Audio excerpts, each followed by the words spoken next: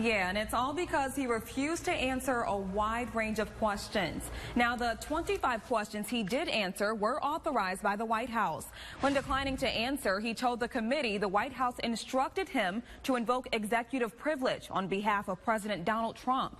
Lawmakers from both parties have rejected that broad interpretation of the privilege.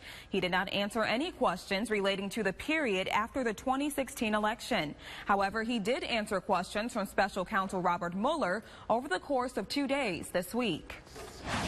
Dreamers have been left in limbo after the Senate rejected plans to spare them from deportation and strengthen border security.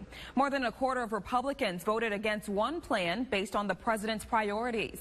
A more bipartisan agreement was also shot down. That compromise would have shielded the young immigrants and set aside money for the president's planned border wall. The president threatened to veto that plan, and Republican leaders opposed it. Students at a Grand Rapids middle school get evacuated after a bomb scare. A student found what turned out to be a World War I project with what looked like bottle bombs. Officials later learned they were only filled with water, but not before rushing students outside and alerting parents.